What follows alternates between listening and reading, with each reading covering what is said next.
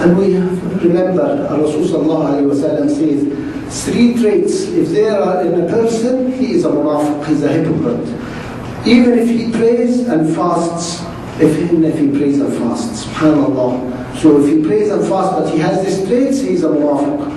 What are they? Rasulullah is a haddasa kazab. If he talks, he lies, subhanallah.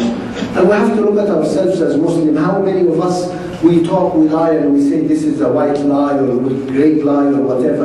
A Muslim لا يكذب. The Muslim never lies, subhanallah. وإذا وعد أخلف. If he promises, he does not fulfill. And subhanallah, most of us Muslims, we all promise things and we say, I didn't mean it, or you shouldn't have believed me, or this, subhanallah, a trait that makes us a munafiq. وإذا اؤتمن خان. If he's entrusted, he betrays.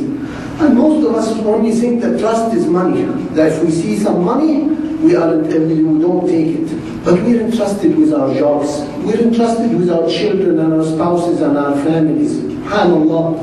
As I mentioned before, I had an employee who went to a customer site and used their phone to call back home. The phone bill was $1,000. So when I told him, brother, this is stealing, he said, no, it's not stealing.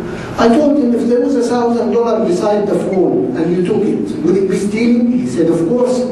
Told him, well, that $1,000 beside the phone, the customer had to pay the phone bill, so you still took the $1,000. But we think the trust is only money. We are entrusted with so many things. To go to work on time and finish work on time, this is trust. So not because somebody is watching, it is because Allah subhanahu wa ta'ala is watching. These are 3 traits. If it's one of them is in us, we are 1/3 munafiq. And if they're all, we are a full munafiq, subhanallah. And we have to look at these traits and say, inshallah, I will not do. You don't have to promise anything you cannot fulfill. And you have to be trusted, fulfill that trust.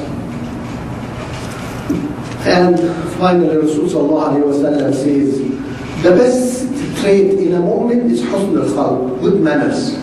He says a person with good manners reaches the degree of somebody who's praying all the time and fasting all the time. Good manners, subhanallah. And Rasulullah says the closest ones to me in the day of judgment is those with good manners, subhanallah. So we have to look at our manners, smile to others, give to others. And yes, people might be bad, but we expect our reward from Allah subhanahu wa ta'ala rather from a human. As we said before, Allah subhanahu wa ta'ala says, هَلْ جَزَاءُ الْإِحْسَانِ إِلَّا الْإِحْسَانِ. Is it the reward of good deeds other than a good deed?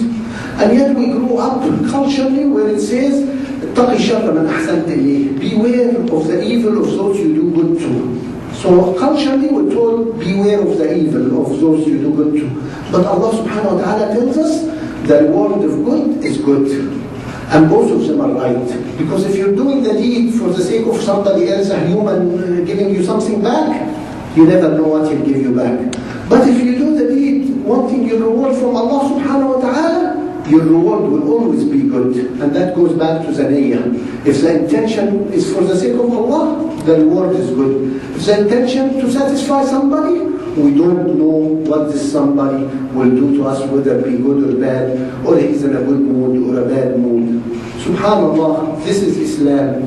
We have to look at this and go back and ask ourselves, are we a good Muslim? And we remind ourselves of the 4 hadiths, إِنَّمَا الْأَعْمَالُ بِالنِّيَّاتِ. The deeds are with your intention. وَلْكُلُّ مُرِئٍ مَا نَوَى. You get rewarded for your niyyah. حسن إسلام المرء ترك ما لا يعنيه. To be a good Muslim, you have to mind your own business.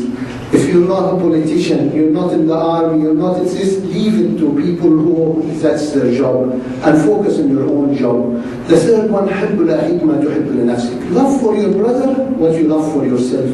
And the last one, الحلال بين والحرام بين وبينهم متشابهات. Halal is clear and haram is clear, and between them are the grey areas, and stay out of the grey areas will be fine.